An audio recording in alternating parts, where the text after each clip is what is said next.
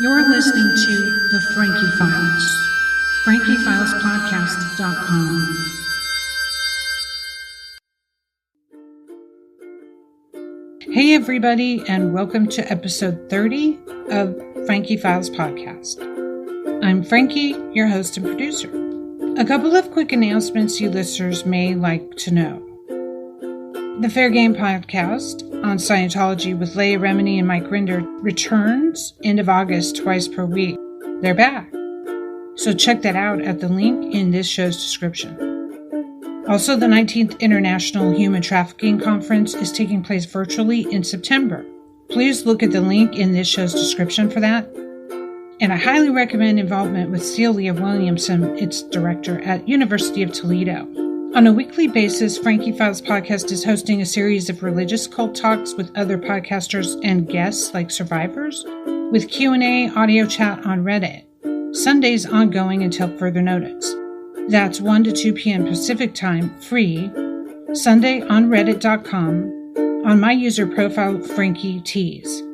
See the link in this show's description for that too. The process was that I applied to be a host on Reddit, and a free hosting opportunity for me to get the message out about trafficking in cults, recovery for cult kids, and more is a wonderful opportunity. It's been going very nicely. So check that out Sunday, 1 to 2 p.m. Pacific Time on Reddit. This type of announcement is also on FrankieFilesPodcast.com blog. It's Fourth Tuesday, and that means adult children of cults is the topic. My people. The demographic of people who grew up in cults is large and widespread in nature. There's a lot of us, and we're every race and color. Today, I will speak directly to you guys. This is also for those who want to understand adult children of cults. There are also cult babies like Danielle M. Young taught us in episode 18, who was born into the children of God. The freedom of religion laws in the United States and relaxed tax exemption has been an umbrella which destructive cult grifter leaders and institutions have operated under for our entire history. The subsequent separation of church and state is another odd, hypocritical relationship which serves both parties politically and financially. And by both parties, I mean church and state. There's no division between church and state. There is, though, a hands-off deal for churches. And I often wonder what they do in turn to help law enforcement to keep those deals. Or what are they forced to do? While authorities often claim not enough people wronged by cults, that claim, in multiple documentaries I've seen, it is also sometimes hard to prove the cultic religious abuse. Or we realize the abuses after the statute of limitations runs out. There is a delayed memory effect sometimes, so convenient for the perpetrators. The statute of limitations is different for each state on a variety of things. There are statute of limitations for each type of offense. I bet perps have these things memorized before they commit the crimes. I bet they know the rules they're playing by. I know law enforcement and federal agents do know the state laws. The public needs to be directly informed about various illegal activities that church cults and other cults are doing, because they're hard to persecute. This is what Occupy Cults, the hashtag, are about. August is Cult Awareness Month. International Cult Awareness Month was started by a survivor of NXIVM. Check that out. Children are sex and labor trafficked into religion and other cults. Families are divided. Finances are drained. After the family or cultist leaves and tries to put their lives together, there's very little help or guidance. But there are a lot of psychologists and counselors who would like to take their money. The cultist, in my opinion and observation, is now newly targeted as a cult victim by a myriad of organizations and professionals. It can be incredibly confusing to find help. The system of capitalism is set up as such. And even the nonprofits can be incredibly scammy for us. The term nonprofit or charity often is supposed to represent philanthropy and altruism. That sounds familiar, right, guys? But look into the laws and you will find only 10% of proceeds needs to go to the charity namesake in these orgs, leaving voluminous amounts of room for shady financial behavior. That's one of the things I learned in my cult. I saw the nonprofit lie up close. While I did not directly handle the books, I saw the cash flow, not all of it. I watched leaders pay off a property balloon payment of $80,000 in cash and excuse hundreds of members because they no longer needed their donations to pay that off. And they wanted new suckers who weren't on to their tricks. Those most exposed to damage try to survive mostly alone after they get out of a cult, or they possibly end up taking their lives in sheer agony. The emotional, psychological, physical, and financial damage literally is lifelong for us. As you cult kid listeners know, we're given homework. Most cult victims are never made whole by the legal system. So you see, it's not outlandish or controversial to say that the system is not set up to handle institutional, religious, and self-improvement abuse. Currently, the lack of laws in these areas are guarded by the freedom of religion federal stance. I'm not calling for suppression of religion by any means. But I personally remember when the now deceased leader of Morningland Church was raided by the Attorney General of California on a bribery charge. I wondered what personal information that the government took on each member of the church, including myself, when they raided. I wondered what records that the leader kept on each of us after that day. You see, there was a film of them raiding, and they took files out of a filing cabinet that I didn't even know was important to the record keeping. And so par for the course in any cult leader's playbook, the leader took the opportunity to go to the press and exploit the moment to virtue signal to all who would listen that the state of California was persecuting religions in the state, that it was being raided because of their religious beliefs, and that it threatened all religious organizations in California.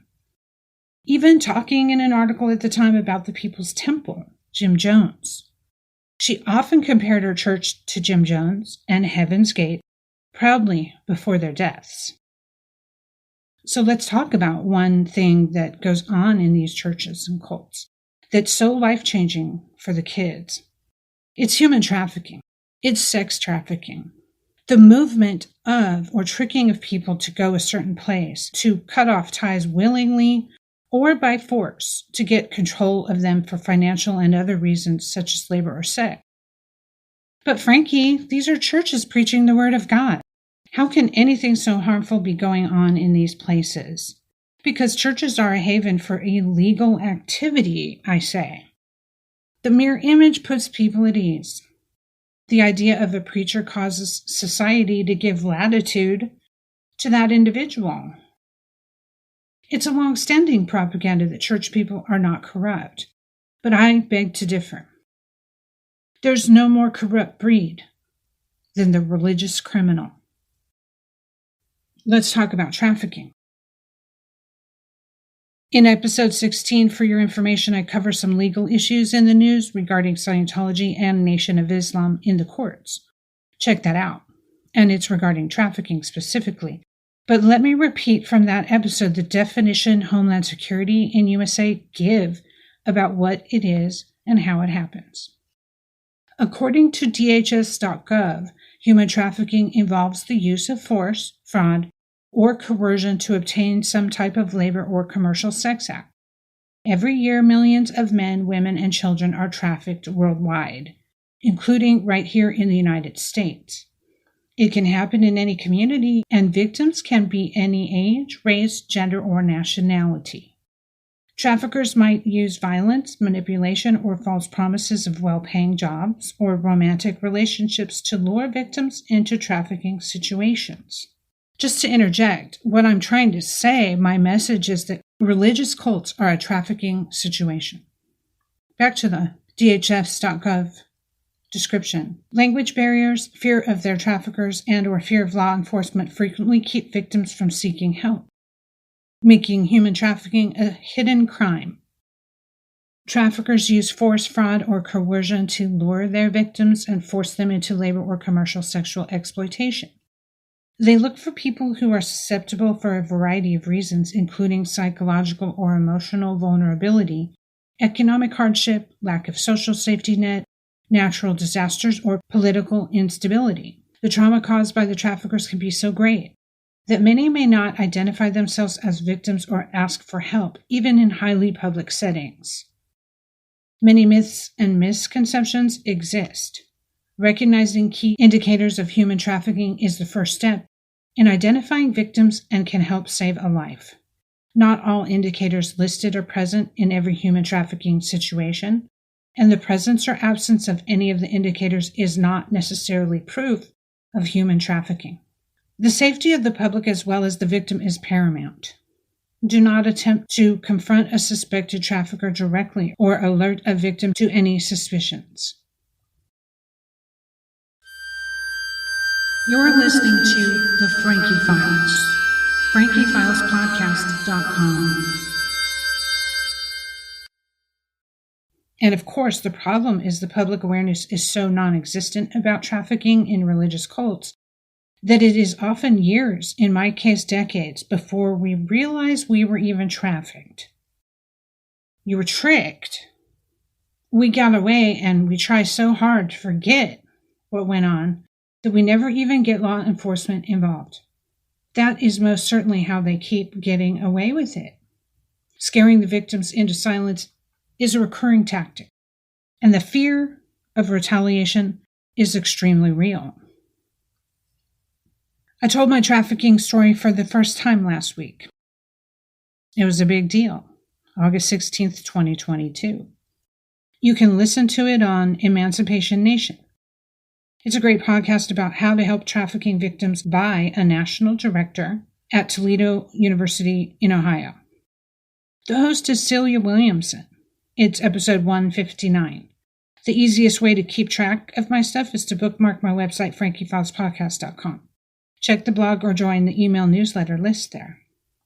So I've looked into the eyes of several of these religious criminals who salivate over our virginity and purity and innocence, as well as our general lack of understanding of how the world works and various dangers that lurk. Basically, kids are easy targets. The most easy targets are single moms with kids. They're busy and they're trying to make ends meet. And often, there's a vulnerability. Many religious cults pose as wanting to help the kids and family, and then the family is trafficked.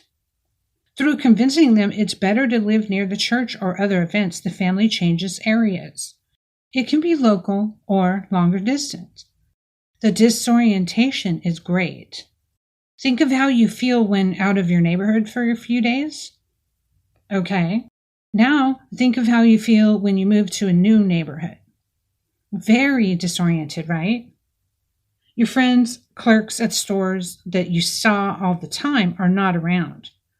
You don't know quite who to turn to. It makes you feel more vulnerable, and it makes you literally more vulnerable. If the only people you now have to turn to are the church, that empowers them to have more say in your life. Simple social dynamics at play. And that stuff has such an effect on our decision making.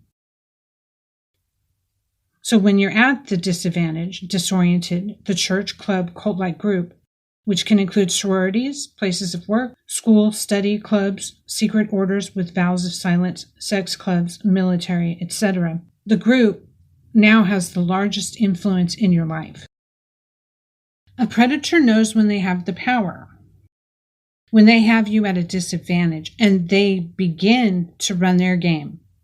The game involves the desired outcome they want, money, time, servitude, labor, sex, and they move forward in increments to get the plan to unfold. Some predators are more stylish and persuasive than others. Some you never feel it because they had you blinded in a physical attraction, promises of fame, promises of holiness, etc. Some are more sadistic and instead revel in the discomfort caused. They want to feel every inch of your pain and trauma, for it is all they live for. They're feeding off the victim's pain. I wish I could say that I found a statistic for trafficking into religious and self-improvement cults, but I don't have one. A lot of people do know about single moms getting targeted, but it needs to be wider known. Single mother families should not have to be in hiding, but they almost should be at this point. Having a network of people to trust your kids with could be the difference between your child coming under undue influence or not. It could mean the difference between your child being a functioning member of society or a drug addict or criminal who broke bad after reaching the last straw. The ruining of a cult kid doesn't happen all at once, though. It starts out fun and nice. You guys know what I'm talking about.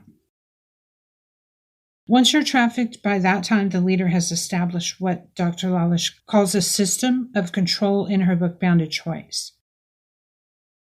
This is how other members and leaders check on you to make sure their dirty trafficking secrets don't get to law enforcement and neighbors or press. This is how they get forced labor and sex. A system of control. And the control is incredibly detailed. The most important thing to control is the illusion of choice when trafficking someone into cults. There are no physical chains. You're made all the time to imagine you're doing what is asked of your own free will, and it's for the good of the group. We're all one, etc. The propaganda is the chain around your neck. You may even repeat it to yourself when questioning the situation that you're stuck in. I'm doing this for the good of the whole. I'm raising the vibration of humanity. I'm doing this to save others, to rescue mankind. Blah, blah, blah, blah, blah, blah, blah. They all have the line they feed us. Why is it important to recognize propaganda and see each church's dogma sold? Because this is how the trafficking takes place. Not through force.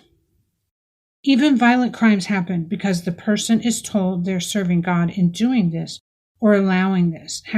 #because God. God is the most powerful and scary propaganda. And this church leader, pastor, preacher, clergy, etc. is in contact with God. That is already established. And if you think about people who dismiss mind control as not being important, well, let me ask you this. How did your body decide to make moves? How does it make a decision to get up, walk, and do something? Your brain tells it to, right?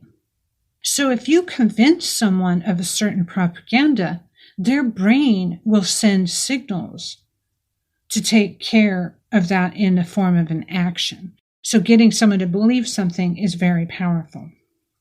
But as someone who was trafficked like this, I can tell you it's pretty subtle.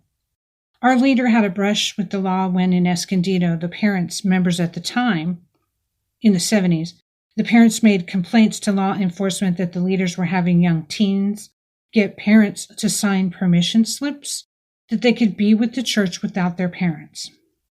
Scientology does that as a matter of course all the time.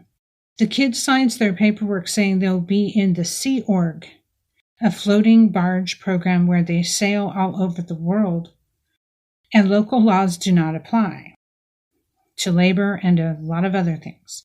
And that's a 1 million year or something contract. The parent has to agree to it. I'm not kidding. Thanks to Leah Remini and the show Scientology in the Aftermath, we have learned things like this. Thanks to the brave souls who brought labor and trafficking lawsuits against the org, we found these things out. But only one lawsuit, which I discussed in episode 16, has set a precedent for labor trafficking. In cults. The award of $8 million to a single plaintiff is the largest in American history to be awarded for trafficking and forced labor in a cult. And that was won against Nation of Islam. I believe it was 2018. Well, that ought to get the ball rolling. So remember, the propaganda tricks the family into the place. Indoctrination is how they get the family to stay. The labor or sex is what the church or cult gets. They also collect the victim's monies. Having isolated the family or put them in checkmate with telling someone with collateral or threats to separate them from their family, the religious cult or dangerous group wins with words. You're listening to The Frankie Files, FrankieFilesPodcast.com. But how come you didn't fight back? That question indicates lack of knowledge of coercive control and fear. It is incredibly effective. That question teeters on victim shaming. Propaganda is used every day by authorities to get people to do stuff. Cult examples.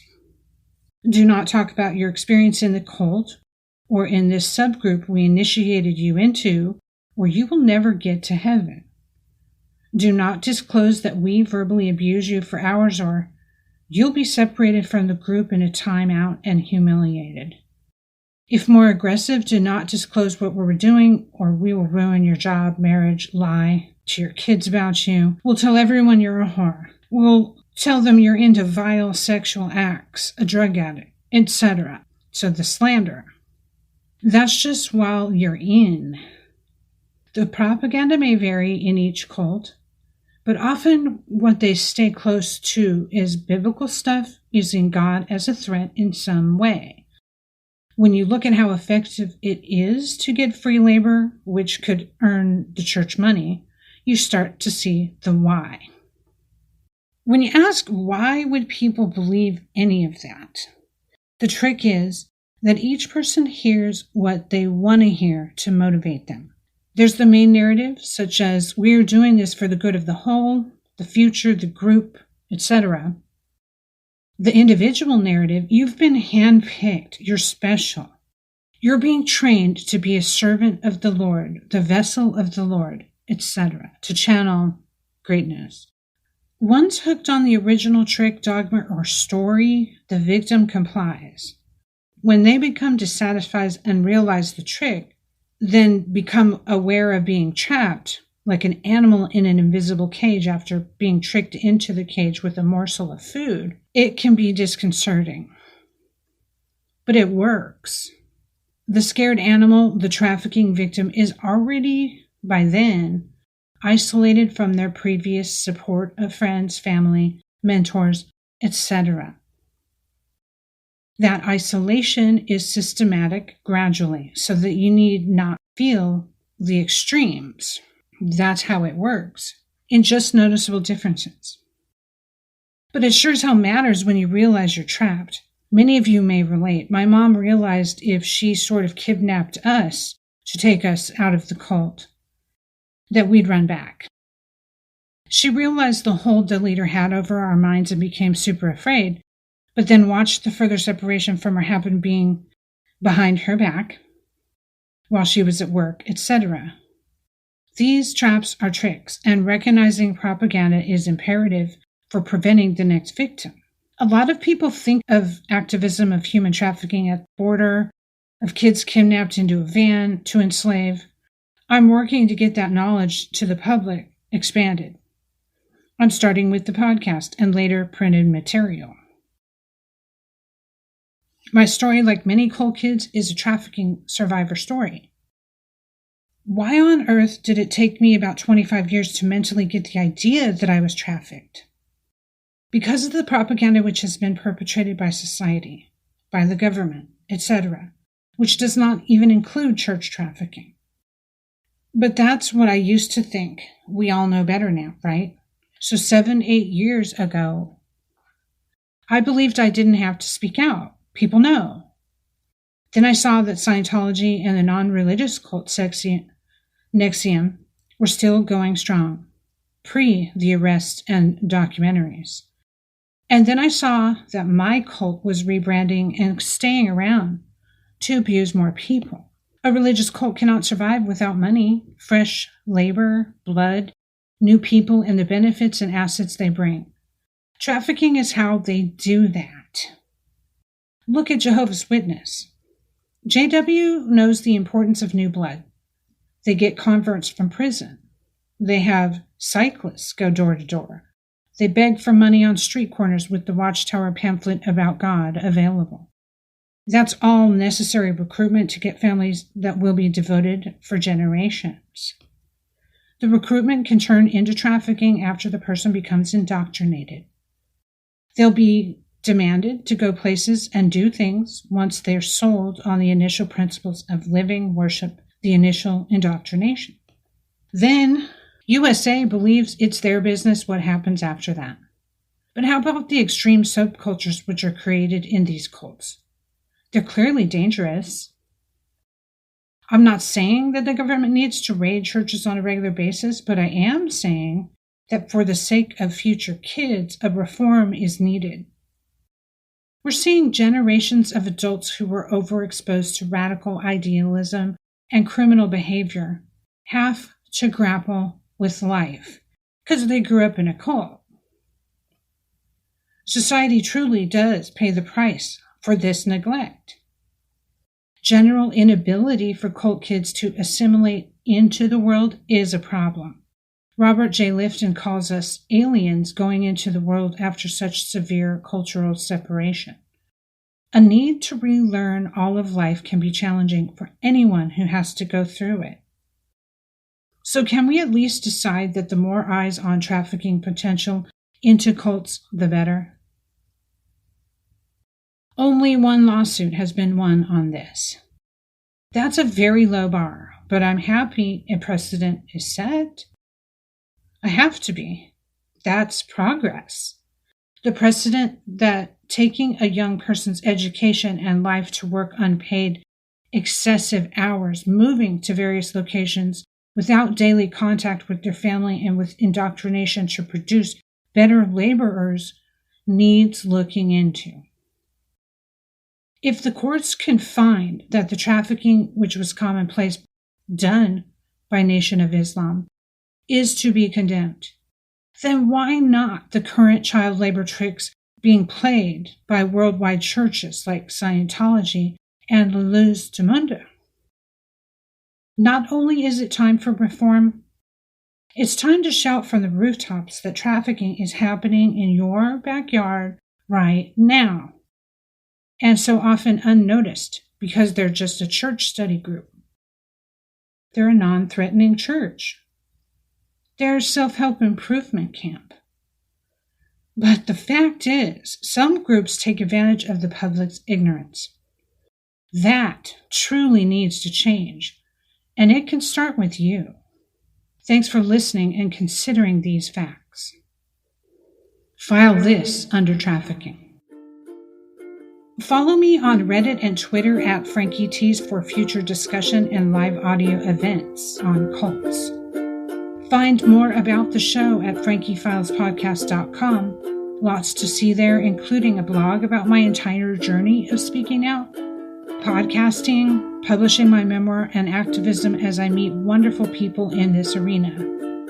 Help an adult child of a cult out now by donating to this independent journalist via PayPal, Buy Me a Cup of Coffee. Links are in the description. You can also see me on Linktree. Frankie Tues. Live Reddit talks, Sunday 1 to 2 p.m. Pacific Time are happening. Join us for chat. Bring your coffee and questions. Meet other survivors. Ask questions. Reddit.com user Frankie Tues. Occupy cults. Occupy cults certainly speaks for itself. It's time that we get the word out about the damage these cults do financially, emotionally, psychologically, sexually, generationally. And that's part of what prompted me to begin speaking out. The hashtag Occupy Cults should be placed on anything you want the awareness raised on. So check out the hashtag Occupy Cults. Wear it on a t-shirt. Chalk it on the neighborhood. Get the word out. Occupy Cults means just that. Pay attention to what's going on. Those survivors who are trying to speak out need your support. Check out Occupy Cults, the hashtag. The Frankie Files.